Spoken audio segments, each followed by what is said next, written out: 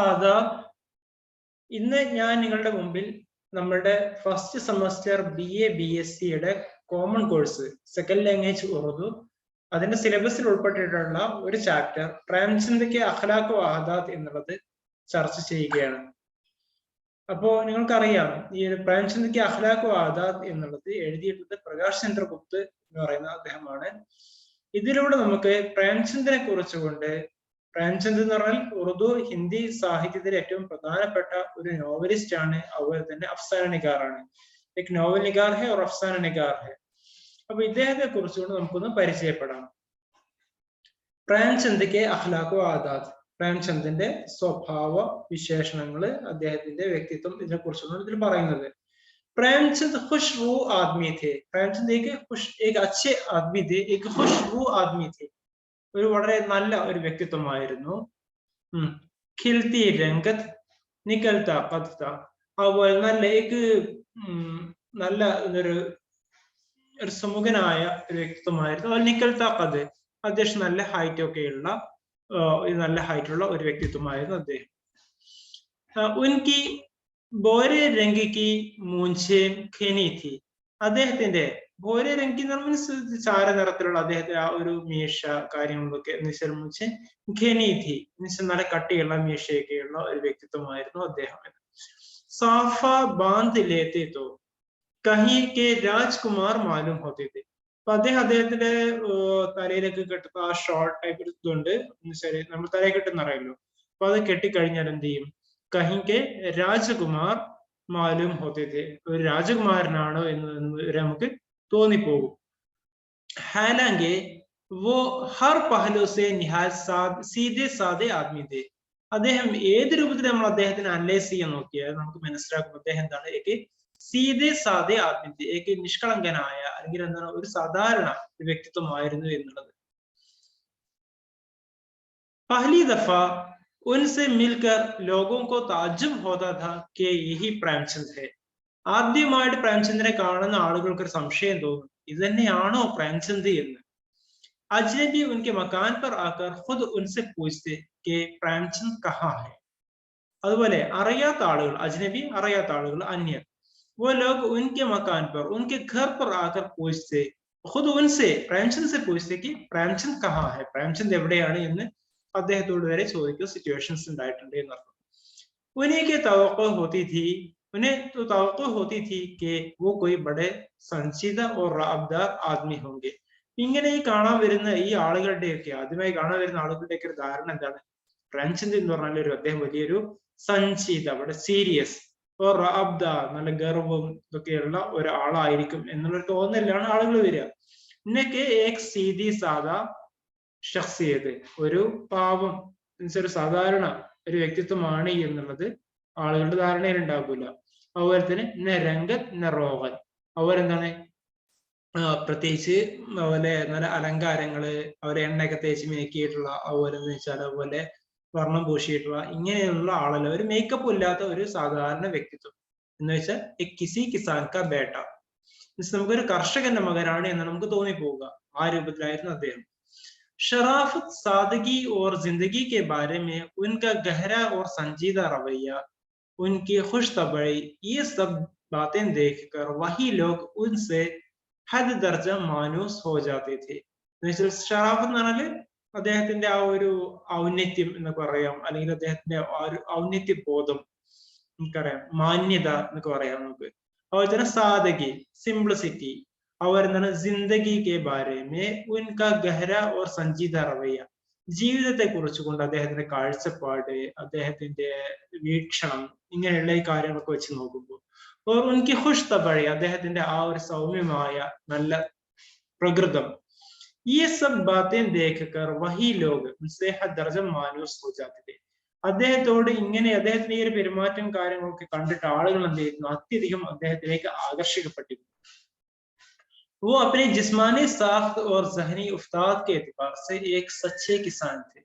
അദ്ദേഹം തന്റെ ആ ശാരീരികമായ സാഖ്ത്, സ്ട്രക്ചർ, പ്രകൃതം, അതുപോലെ തന്നെ പ്രകൃതി, അതുപോലെ അദ്ദേഹത്തിന്റെ സഹനി ഉഫ്താദ്, അദ്ദേഹത്തിന്റെ ചിന്ത കാര്യങ്ങളൊക്കെ നോക്കുമ്പോൾ അതെല്ലാം വെച്ച് നോക്കുമ്പോൾ അദ്ദേഹം ഏക്ക് സച്ചേ കിസാൻ, അദ്ദേഹം നല്ല ഒരു കർഷകനാണ് എന്ന് നമുക്ക് ബോധ്യം വരും. प्रेमचंद को जानने के लिए, प्रेमचंद को जान लेने के माना उनसे मोहब्बत करना है.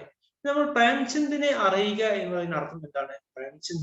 പ്രേംചന്ദിനെ സ്നേഹിക്കുക എന്നുള്ളതാണ്. अगरचे क़िदामत परस्त और लकीर का फकीर तबका उन्हें बिल्कुल पसंद नहीं करता. ഇനി ഇവർ സ്റ്റേറ്റ്മെന്റ് പറയുന്നത് അഗർച്ചെ ഒരു പക്ഷെ എന്താണ് ഈ ഖിദാമത്ത് പസന്ത് എന്നുവെച്ചാൽ ഈ പഴഞ്ചൻ ചിന്താഗതികളും കാര്യങ്ങളൊക്കെ ആയി നടക്കുന്ന ആളുകൾ, അതുപോലെ തന്നെ എന്താണ് ലക്കീർ ക ഫഖീർ എന്ന് പറഞ്ഞാൽ ഒന്നുമില്ലാത്ത ആളുകള്, ഉടുതുണിക്ക് മറുതുണി ഇല്ലാത്ത ആളുകൾ എന്ന് പറയല്ലോ, അതിനാണ് ലക്കീർ ക ഫഖീർ എന്ന് പറയുന്നത്. ഇങ്ങനെയുള്ള ആളുകള് ഉനേം ബിൽക്കുൽ പസന്ദ് നഹീ കർത്താ था, ഇദ്ദേഹത്തെ ഒരിക്കലും ഇഷ്ടപ്പെടാറില്ല. वो अपने मिजाज और बातचीत में फिरका वारियत से कोसों दूर थे. അദ്ദേഹത്തിന്റെ സ്വഭാവവിശേഷങ്ങൾ കൊണ്ടാവട്ടെ, ബാത്ചീത്ത് സംസാര രീതിയിലാവട്ടെ, ഫിർഖ വാരിയസ് ഇങ്ങനെയുള്ള ആളുകളുടെ ഇടയിൽ ഭിന്നിപ്പുണ്ടാക്കുന്ന കാര്യങ്ങളിൽ നിന്നൊക്കെ അദ്ദേഹം തീർത്തും കോസോ ദൂർ മീൻസ് ബഹുത് ദൂർത്തെ എന്നർത്ഥം, വളരെ അകന്നു നിൽക്കുന്ന പ്രകൃതക്കാരനായിരുന്നു അദ്ദേഹം. അദ്ദേഹം എന്ന് വെച്ചാൽ ഒരു അങ്ങനെയുള്ള ഒരു എന്താ പറയുക എല്ലാവർക്കും ഉൾക്കൊള്ളാൻ പറ്റുന്ന ഒരു വ്യക്തിത്വമായിരുന്നു. ഇൻഖലാബി की तरह सोचते थे. അദ്ദേഹം ഒരു വിപ്ലവക്കാരനെ പോലെ, ഒരു വിപ്ലവകാരിയെ പോലെയായിരുന്നു ചിന്തിച്ചിരുന്നത്. അദ്ദേഹത്തിന്റെ ചിന്തകൾ വിപ്ലവം നിറഞ്ഞതായിരുന്നു എന്നർത്ഥം. अपनी कहानियों में कट्टरपंथी तबके पर बेझिझक सख्त चोटें करते रहते थे. അപ്പൊ അദ്ദേഹം എഴുതുന്ന കഥകളിലൂടെ കട്ടർപന്ഥി തബ്ക എന്ന് വെച്ചാല് ഈ ഒരു ചിന്താ വിഭാഗക്കാരെ, തീവ്രവാദ ചിന്തകളും കാര്യങ്ങളൊക്കെ വെച്ച് പുലർത്തുന്ന ആളുകള് ഒരു നാണവും കൂടാതെ അല്ലെങ്കിൽ ഒരു മടിയും കൂടാതെ നിസ്സങ്കോചം സഖ്ത് ചോട്ടയും കർത്തേത്തി അദ്ദേഹം ചെയ്തിരുന്നു, അവർക്കൊക്കെ മുറിവേൽപ്പിച്ചിരുന്നു എന്ന് ഉദ്ദേശിച്ചാൽ എന്താണ് അങ്ങനെയുള്ള ആളുകളുടെ ചിന്തയെ അദ്ദേഹം എന്ത് എതിർത്തിരുന്നു, അതിനെ വിമർശിക്കുന്നതിന് അദ്ദേഹം ഒരു ഇളവും കാണിച്ചില്ല എന്നർത്ഥം. उनका कहकहा भी बड़ा जोरदार था. അദ്ദേഹത്തിന്റെ ഖഹ്ഖഹ എന്ന് വെച്ചാൽ പൊട്ടിച്ചിരി, അതെന്തായാലും വളരെ ജോർദാർ ജോർദാർ എന്ന് പറഞ്ഞാൽ നല്ല താക്കത്തോർത്ത് എന്ന് വെച്ചാൽ നല്ല ഉച്ചത്തിൽ പൊട്ടിച്ചിരിക്കുന്ന ആൾ കൂടിയായിരുന്നു അദ്ദേഹം. उनका ये हादसा उनके दोनों लड़कों को वरसे में मिला है. അദ്ദേഹത്തിന്റെ ഈ ഒരു പ്രത്യേകത അദ്ദേഹത്തിന്റെ രണ്ട് മക്കൾക്കും പാരമ്പര്യമായി തന്നെ ലഭിച്ചതാണ്. പഹലി ബീവി സെ പ്രേംചന്ദ് കാ കോയി ജോഡ് ന था. അദ്ദേഹം 2 വിവാഹം കഴിച്ചിട്ടുണ്ട്. അതിൽ ആദ്യത്തെ വിവാഹത്തിൽ എന്ന് വെച്ചാല് അദ്ദേഹത്തിന്റെ ആദ്യ വിവാഹം അദ്ദേഹവുമായിട്ട് എന്താണ് പ്രേംചന്ദ് പഹലി ബീവി ആദ്യത്തെ ഭാര്യ പ്രേംചന്ദ് കാ കോയി ജോഡ് ന था. അതും അവരും പ്രേംചന്ദ് തമ്മിൽ എന്താണ് ഒരു ജോഡി ഇല്ലായിരുന്നു വെച്ചാൽ ഒരു യോജിപ്പും ഇല്ലാത്തതായിരുന്നു അവരുടെ ആദ്യ വിവാഹം എന്ന് വെച്ചാല് അത്ര ശുഭകരമായിരുന്നില്ല എന്നർത്ഥം.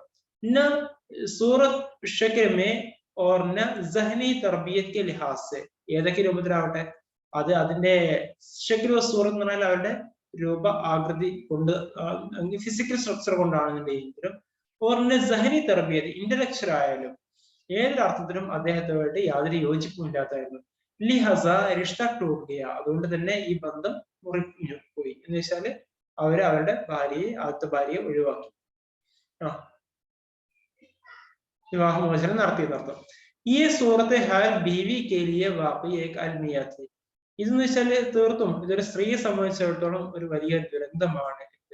ഈ സൂറത്തെ ഹാൽ ബീവി കെ ലിയെ ഏക് അൽമിയ, അൽമിയ മീൻസ് ദുരന്തം, ദൽമിയ ഥി. ഓർ ഉംർ ഭർ കെ ലിയെ ഏക് ലാനത്ത്, അതുപോലെ തന്നെ സ്ത്രീകളെ സംബന്ധിച്ചോളം ഏറ്റവും വലിയ ഒരു ലാനത്ത്, ഒരു ശാപം കൂടിയായി ഇന്ന് മനസ്സിലാക്കിയത്. ഇങ്ങനെ ഒരു സ്ത്രീക്ക് ഇതുപോലെ ഒരു വിവാഹമോചിതയാവുക എന്നൊക്കെ പറഞ്ഞാല് അന്നത്തെ കാലത്ത് സതി പോലെയുള്ള ആചാരങ്ങൾ, ദുരാചാരങ്ങളൊക്കെ നിലനിന്നിരുന്ന ഒരു കാലം കൂടിയായിരുന്നു. അതുപോലെ എന്ന് വെച്ചാല്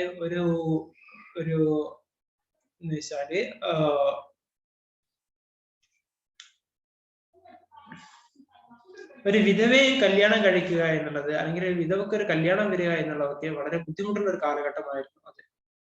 എന്നിട്ട് പറയുന്നു ഇസ്മേ സാരാ ഖുസൂർ ഹിന്ദുസ്ഥാനി തരീഖെ അസ്ദവാജ് കാ ഹൈ. ഇനി ഇങ്ങനെയൊക്കെ ഈ സംഭവിക്കുന്നതിന്റെ പിന്നിൽ അതിന്റെ യഥാർത്ഥ കാരണം എന്താണ്?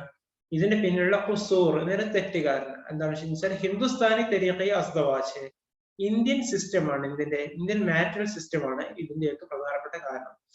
ഇന്ത്യയുടെ വൈവാഹിക ഒരു രീതിയാണ് ഇതിലേക്ക് പ്രധാനപ്പെട്ട കാരണം എന്നാണ് അദ്ദേഹം പറയുന്നത്. ജിസ്നെ is ഇദാരെ co ജോയബാസി Ki ശക്ൽ they the ഹെ എന്ന് വെച്ചാൽ ഇങ്ങനെയുള്ള ഈ ഒരു വൈവാഹികം കാര്യങ്ങൾ എന്നൊക്കെ പറഞ്ഞാൽ ഈ ഒരു സ്ഥാപനത്തെ ഉദ്ദേശിച്ചാല് ഇങ്ങനെയുള്ള ഈ വിവാഹ ചടങ്ങ് കാര്യങ്ങളെന്നൊക്കെ നിർവഹിക്കുന്നത് നിയന്ത്രിക്കുന്നത് ഇതൊക്കെ ജോയബാസിക്ക് ഷക്കൽ ദേതി ഹെ. ഇതൊക്കെ എന്ന് വെച്ചാൽ ഒരു ആളുകളുടെ ഒരു ജോയബാസി എന്ന് പറഞ്ഞാൽ ഒരു വാതുവെപ്പ് ആ രൂപം സിദ്ധിച്ചിട്ടുണ്ട്, ആ രൂപത്തിലേക്ക് മാറിയിട്ടുണ്ട് എന്നുള്ളത് കൊണ്ടാണ്. എന്ന് വെച്ചാൽ ഇതൊക്കെ എന്താ പറയാ പൈസക്ക് വേണ്ടിയിട്ട് ഇങ്ങനെയൊക്കെയുള്ള ആളുകള് അവരവരുടെ വിവാഹങ്ങൾ നടത്തുക എന്ന സ്ത്രീധനമായിട്ട് ബന്ധപ്പെട്ട കാര്യങ്ങളാവട്ടെ മറ്റുള്ള കാര്യങ്ങളൊക്കെ ആവട്ടെ ഏജന്റുമാരാവട്ടെ അവരൊക്കെ എന്താണ് ഇതൊക്കെ പൈസക്ക് വേണ്ടി എന്തും ചെയ്യുന്ന ആളുകൾ. ആ ഒരു സിസ്റ്റം അവരുടെ കയ്യിലാണ്, അവരിലൂടെയാണ് വിവാഹങ്ങളും കാര്യങ്ങളൊക്കെ നിശ്ചയിക്കപ്പെടുന്നത് എന്നുള്ളതാണ് നമ്മുടെ ഒരു ഇന്ത്യൻ കോണ്ടെക്സ്റ്റിൽ പറയുമ്പോൾ ഈ ഒരു വൈവാഹിക ജീവിതത്തിലെ ഏറ്റവും വലിയൊരു ദുരന്തമായിട്ട് മാറുന്നത്. അതുകൊണ്ട് തന്നെയാണ് മിക്കവാറും ഈ രൂപത്തിലുള്ള വിവാഹ മോചനങ്ങളും കാര്യങ്ങളൊക്കെ നടക്കുന്നത്. ഈ ഷാദിയാണ് ഇനി ഇതുപോലെയുള്ള ഈ ഷാദി വിവാഹങ്ങളൊക്കെ നടക്കുന്ന ദിൽ കൊമ്പോ ദർമിയാനി നിസ്ര തബ്ഖെ ആദ്മിയോ കെ സരിയെ ഖറാർ പാത്തി ഹെ. ഇതൊക്കെ സാധാരണത്തിൽ ഒരു മിഡിൽ ക്ലാസ് അല്ലെങ്കിൽ ലോവർ മിഡിൽ ക്ലാസ്സിൽപ്പെട്ട ആളുകളിലൂടെയാണ് ഈ രൂപത്തിലുള്ള വിവാഹ ചടങ്ങുകൾ കാര്യങ്ങൾ അല്ലെങ്കിൽ അവരാണ് നമ്മളുടെ തമ്മിലുള്ള യോജിപ്പും യോജിപ്പില്ലായ്മയും കാര്യങ്ങളും ഒക്കെ എന്ത് ചെയ്യുക അവരാണ് മിക്കവാറും കല്യാണങ്ങളൊക്കെ പറഞ്ഞുറപ്പിക്കുന്നത്. और ये लोग नौजवान जोड़े की खुशी से ज्यादा अपने फायदे का ख्याल रखते हैं. അപ്പൊ ഇതിന്റെ ഇടയ്ക്കുള്ള ഈ ഏജന്റുമാര് അല്ലെങ്കിൽ ബ്രോക്കർമാര് ഇവരെപ്പോഴും ആലോചിക്കാറുള്ളത് എന്താണ്? അവരെപ്പോഴും ആലോചിക്കാറുള്ളത് ഈ നൗജവാൻ ജോഡേക്ക് ഖുഷി സെ ജ്യാദ ഇങ്ങനെയുള്ള ഈ ഒരു എന്നുവെച്ചാൽ ഈ വിവാഹം കഴിക്കുന്ന ആളുകളുടെ ഈ ആണാവട്ടെ പെണ്ണാവട്ടെ ഇവർ തമ്മിലുള്ള ഈ ഒരു ഐക്യം അല്ലെങ്കിൽ യോജിപ്പ് അതിനപ്പുറം അവരെപ്പോഴും ആലോചിക്കാറുള്ളത് ജ്യാദാപ്പിന് ഫായിലേക്ക് ഖയാൽ രഖ്തേ അവർക്ക് എന്ത് നേട്ടമുണ്ട് ഇല്ല എന്നുള്ളതിലായിരുന്നു അവരുടെ ചിന്തകൾ പോയിരുന്നത്. അപ്പൊ അതുകൊണ്ട് തന്നെ ഉള്ള ഈ വിവാഹങ്ങളൊന്നും കൂടുതൽ കാലം പലപ്പോഴും പല പ്രശ്നങ്ങളും ഉണ്ടാവാൻ കാരണം അതാണ്. അപ്പൊ പ്രേംചന്ദിനെ ഏക് ബേവ സെ ഷാദി കർനെ കാ ഫൈസല കിയ. ചുരുക്കത്തിൽ എന്തായാലും അങ്ങനെ ആദ്യ വിവാഹ മോചനത്തിനാണ് കലാശിച്ചതെങ്കിലും അദ്ദേഹം രണ്ടാമത് വിവാഹം കഴിക്കുന്നത് അദ്ദേഹം പ്രേംചന്ദിനെ ഏക് ബേവ സെ ഷാദി കർനെ കാ ഫൈസല കിയ. അദ്ദേഹം ഒരു വിധവയെയാണ് പിന്നീട് കല്യാണം കഴിക്കാൻ തീരുമാനിച്ചത്. ഈ ഫൈസല ഉൻകെ ആദർശം ഓർ ഷറാഫത്തെ നഫ്സ് കെ ബിൽകുൽ മുതാബിഖ് था. അപ്പോ ഇത് അദ്ദേഹത്തിന്റെ ആദർശങ്ങൾ കൊണ്ടും അതുപോലെ തന്നെ അദ്ദേഹത്തിന്റെ ആ ഒരു സൈക്കോളജിക്കൽ ആയിട്ടുള്ള മാനസികമായിട്ടുള്ള ആ ഒരു കാര്യങ്ങൾ കൊണ്ടൊക്കെ തീർത്തും യോജിക്കുന്നതായിരുന്നു. വെച്ചാല് ആ ഒരു കാലഘട്ടം അതിനെ സ്വീകരിച്ചാലും ഇല്ലെങ്കിലും അദ്ദേഹത്തിന് പൂർണ്ണ മനസ്സമ്മതം അതിലുണ്ടായിരുന്നു എന്നർത്ഥം. ശിവറാണി ദേവി കം സിനി ഹിമേ ബേവ ഹോ ഗയി थी. അപ്പൊ അദ്ദേഹത്തിന്റെ ഭാര്യയുടെ പേരാണ് രണ്ടാമത്തെ ഭാര്യയുടെ പേരാണ് ശിവറാണി എന്നുള്ളത്. ശിവറാണി ദേവി അവര് കം സിനിമേ കം എന്നാണ് കുറച്ചല്ലേ സിനിമ വയസ്സ്. അപ്പൊ കം സിനിമ ചെറുപ്രായത്തിൽ തന്നെ അവരെന്തായിട്ടുണ്ട് ബേവ ഹോ ഗയി थी ഒരു വിധവിയായി മാറിയിട്ടുണ്ടായിരുന്നു.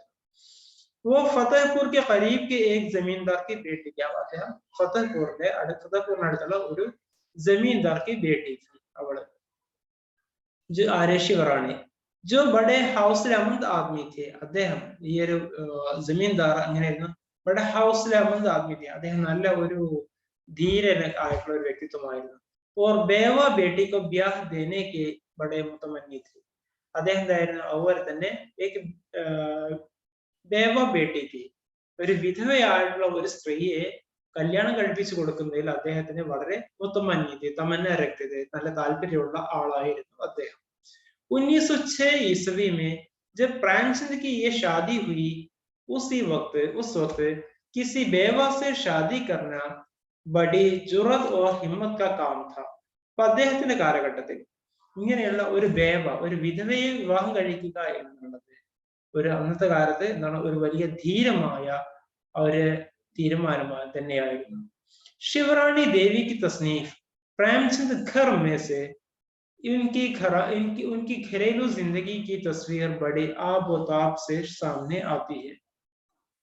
അപ്പൊ ശിവറാണി ദേവി എഴുതിയിട്ടുള്ള പുസ്തകം പ്രേംചന്ദ് ഘർമ എന്നുള്ള അതിലൂടെ നമുക്ക് പ്രേംചന്ദിന്റെ ഘരേലു ജിന്ദഗി അവരുടെ വീട്ടിലെ ആ ഒരു വെച്ചാല് ആ ഒരു ഫാമിലി ലൈഫ് അതിനെ കുറിച്ചുകൊണ്ട് അതിന്റെ തസ്വീർ ബഡി ആബോതാബ് സെ സാമനെ ആത്തി ഹെ അതിന്റെ ഒരു രൂപം നമുക്ക് കൃത്യമായിട്ടും നമുക്ക് കിട്ടുന്നു. അപ്പോൾ ഇവിടെ ചോദ്യം ചോദിച്ചേക്കാം, പ്രേംചന്ദ് ഘർ में किसकी तसनीफ शिवरानी देवी कौन है? प्रेमचंद की दूसरी बीवी का नाम क्या है? എന്നുള്ള ചോദ്യങ്ങളൊക്കെ വന്നേക്കാം. अपने पिताजी की तरह वो भी पेचिश के मरीज थे. ഇനി പറയാണ്, പ്രേംചന്ദും തന്റെ പിതാവിനെ പോലെ തന്നെ എന്തായിരുന്നു, പേച്ചിഷ് എന്നുള്ള ഒരു അസുഖത്തിന് അടിമയായിരുന്നു. അദ്ദേഹത്തിന് ഈ അസുഖം ഉണ്ടായിരുന്നു. ഹമേഷ മോദയ്ക്ക് അംബ്രാസ് കാ ശിക്കാർ രഹി. എപ്പോഴും എന്താണ്, കരൾ സംബന്ധമായ അസുഖം അദ്ദേഹത്തിന് എപ്പോഴും ഉണ്ടായിരുന്നു എന്നർത്ഥം. वो एक ऐसे सादा मिजाज और आदर्शवादी आदमी थे. അദ്ദേഹം നല്ല ഒരു പ്രകൃതക്കാരനും ഒരു സാധാരണ പ്രകൃതക്കാരനും അതുപോലെ തന്നെ ഒരു നല്ല ആദർശവാദിയും കൂടിയായിരുന്നു. और वो हर किसी पर भरोसा कर लेते. അദ്ദേഹം ആര് പറഞ്ഞാലും വിശ്വസിക്കുന്ന ഒരാളായിരുന്നു. और उसमें उन्हें हमेशा नाकामी का मुंह भी देखना पड़ा. അതുകൊണ്ട് തന്നെ അദ്ദേഹത്തിന് പലപ്പോഴും പല പരാജയങ്ങളും സംഭവിച്ചതും ഇതുകൊണ്ട് തന്നെയാണ്. वो छोटी मोटी रकमें लोगों को उधार दे दिया करते थे. അദ്ദേഹം ചെറിയ എമൗണ്ടുകളൊക്കെ അദ്ദേഹം എന്ത് ചെയ്തിരുന്നു, ആളുകൾക്ക് അദ്ദേഹം ദാനമായി നൽകിയിരുന്നു. ഉദാഹരണ ദിയാ करते थे, കടമായിട്ട് നൽകിയിരുന്നു. മഗർ കബി കിസിനെ വോ ഖർസ അദാ നഹീ കിയ. പക്ഷേ ആരും എന്ത് ചെയ്തില്ല, ഈ കടങ്ങളൊന്നും വീട്ടാൻ തയ്യാറായിരുന്നില്ല. ഇനി അടുത്ത് നോക്കാം. മെയ് 1905 ईस्वी से जून 1909 ईस्वी तक प्रेमचंद कानपुर में मुकीम रहे. ഈ ഒരു ഇക്കാലയളവിൽ അദ്ദേഹം പ്രേംചന്ദ് കാൺപൂരിലാണ് താമസിച്ചത്.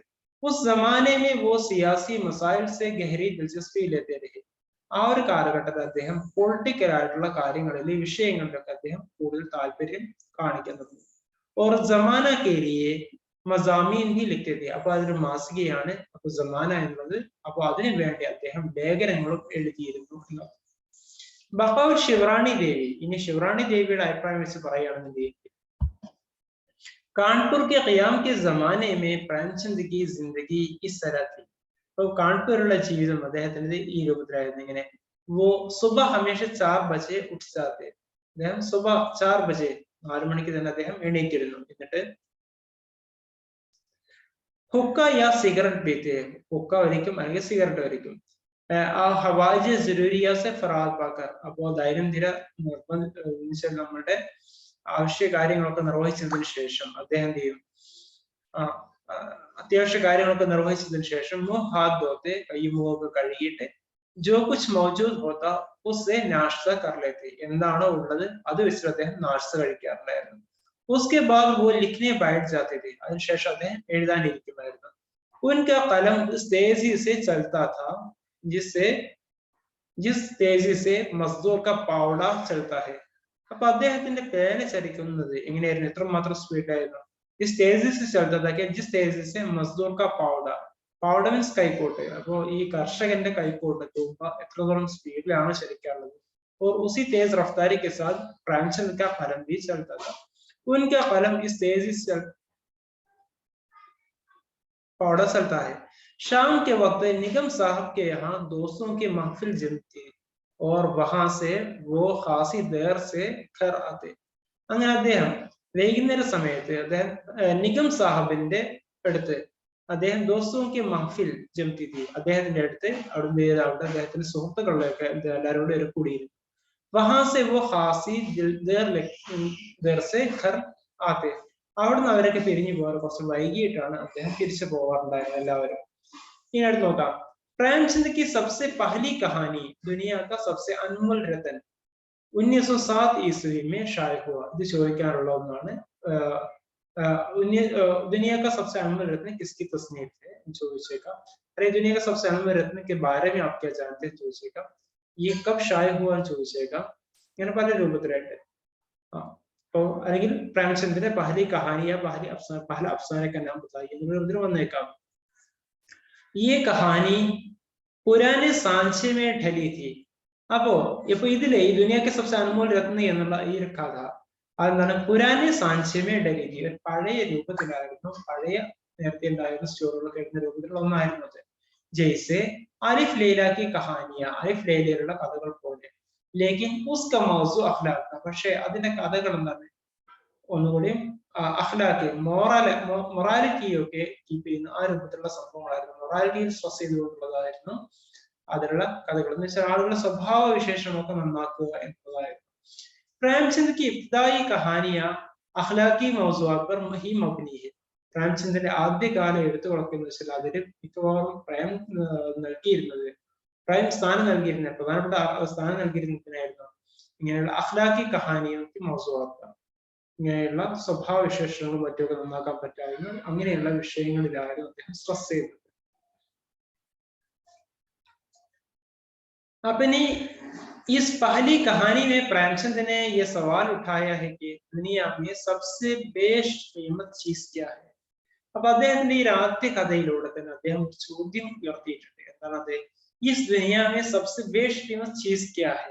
ഈ ലോകത്തെ ഏറ്റവും അമൂല്യമായിട്ടുള്ള ഏറ്റവും വിലപിടിപ്പുള്ള വസ്തു എന്താണ് എന്ന്. ജിസ് ബാത് കാ ബേട്ട സോലി പർ ചടാ ദിയാ ജായേ. ഒരുപക്ഷെ ആ ഒരു കാരണത്തിന് വേണ്ടിയിട്ട് എന്ത് ചെയ്തേക്കാം, സ്വന്തം മകനെ പോലും ആളുകൾ എന്ത് ചെയ്തേക്കാം, കുരിശിൽ തറച്ചേക്കാം. ഉസ്കെ ആസു നഹി ഹോ സക്തേ. എന്നാലും അദ്ദേഹത്തിന് എന്ത് ചെയ്യില്ല, ഒരിക്കലും കണ്ണുനീര് വരില്ല. അപ്പൊ അത്രയും ഇതാവുന്ന അതുപോലെ തന്നെ ഉസ് വഫാദാർ ബീവി के फूल जो अपने पति की चिता में जलकर सदी हो जाती है. അതുപോലെ തന്നെ പറയുന്നത് തന്റെ വിശ്വസ്തയായിട്ടുള്ള സ്ത്രീ ഭാര്യ അവര് പൂൽ जो अपनी पति की चिता में जलकर सदी हो जाती है. തന്റെ ഭർത്താവ് മരണപ്പെട്ടിട്ട് എന്ത് ചെയ്യാണ്, ആ ഒരു ചിതയിൽ വെന്ത് മരിക്കേണ്ടി വന്നാലും അപ്പോഴും അവർക്ക് എന്താണ്, സന്തോഷത്തോടു കൂടി അവർക്ക് അത് ഏറ്റെടുക്കാൻ പറ്റുന്ന അത്രയും അമൂല്യമായിട്ടുള്ള വസ്തു. ബൽക്കി സബ്സെ ബേഷ് ബഹാ ലഹു. ഏറ്റവും വിലപിടിപ്പുള്ള ആ ഒരു തുള്ളി രക്തം, वो बूंद है, അത് ആ രക്തമാണിത്. जो वतन की आजादी के लिए बहाया गया हो. തന്റെ രാജ്യത്തിന്റെ സ്വാതന്ത്ര്യത്തിന് വേണ്ടി ഒഴുക്കിയിട്ടുള്ള ആ രക്തമാണ് ഈ അമൂല്യ രക്തം എന്ന്. प्रेमचंद की कहानियों के पहले मजमूए 100 से वतन का इश्तिहार 1908 ईस्वी में जमाना के अगस्त नंबर में मिलता था. ഇനി പ്രേംചന്ദിന്റെ ഈ ഒരു ഈ ഒരു അഫ്സാനുകൾ സമാഹാരം എന്ന് പറയുന്നത് അത് ഉസ്ക ഇഷ്തിഹാർ, അതിന്റെ ആദ്യത്തെ പരസ്യം വന്നത് 1908 ईस्वी में ജമാന के അഗസ്റ്റ് നമ്പർ മേ. ജമാന എന്നത് നേരത്തെ പറഞ്ഞിരുന്നു മാഗസിന്റെ അതിന്റെ അതിലാണ് അതിന്റെ ആഗസ്റ്റ് മാസത്തിലെ 1908 ആഗസ്റ്റ് മാസത്തിൽ വന്നിട്ടുള്ള ആ നമ്പറിലാണ് ഈ ഒരു പത്രം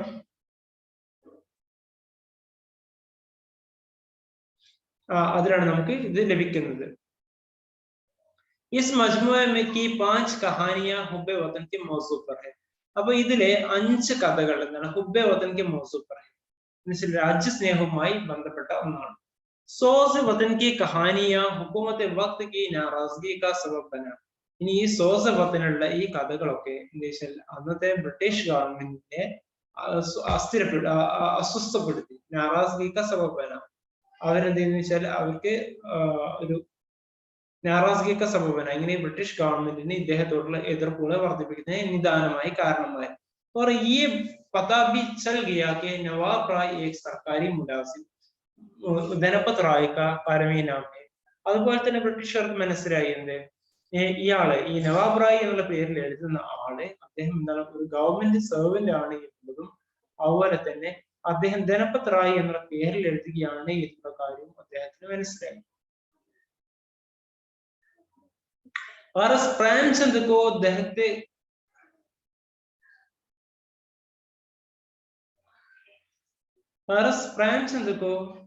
दहते कोयलों पर घसेड़कर അദ്ദേഹത്തിന് മീൻസ് ഉദ്ദേശം ഇവിടെ ബ്രിട്ടീഷുകാർക്ക് മനസ്സിലായി.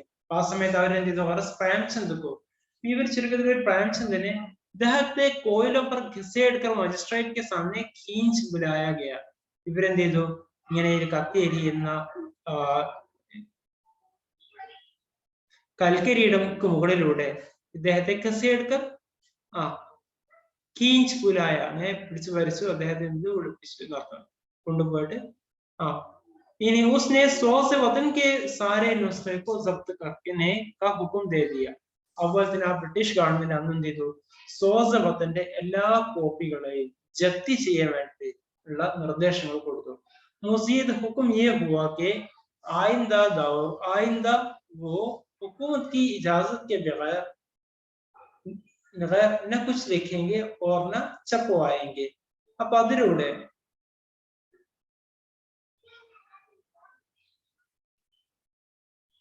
അദ്ദേഹത്തിനോട് ബ്രിട്ടീഷ് ഗവൺമെന്റ് നിർദ്ദേശിച്ചത് मजीद ये हुक्म हुआ കൽപ്പിച്ചത് कि आइंदा वो हुकूमत की इजाजत के बगैर ഗവൺമെന്റിനോട് പെർമിഷൻ വാങ്ങിക്കാതെ എന്ത് ചെയ്യാൻ പാടില്ല, കുച്ച് നെ ലിഖേംഗെ ഒന്നും എഴുതില്ല എന്ന് വാക്ക് വാങ്ങി വെച്ചു.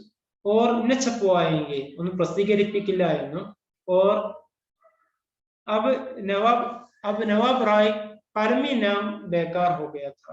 ചുരുക്കത്തിൽ ഇപ്പൊ ഈ നവാബ് റായ് എന്ന പേരുള്ള ഈ എഴുത്ത് അതോടുകൂടി നിന്ന് പോവുകയാണ് ചെയ്യുന്നത്. और इसीलिए उन्होंने പ്രേംചന്ദ് का नाम इख्तियार किया.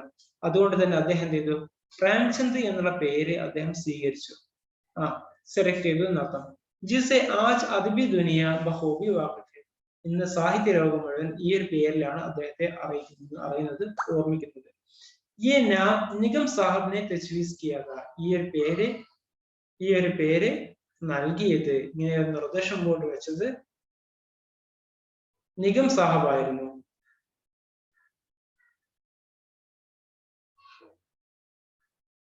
ജിസെ പ്രേംചന്ദിനെ ബഹുഷിയ ഖബൂൽ കർ ലിയ. അങ്ങനെ ഈ നിഗം സാഹിബിന്റെ ഈ നിർദ്ദേശത്തെ പ്രേംചന്ദ് വളരെ ഹാർദവുമായിട്ട് തന്നെ മനസ്സറിഞ്ഞുകൊണ്ട് തന്നെ അദ്ദേഹം സ്വീകരിക്കുകയും ചെയ്തു.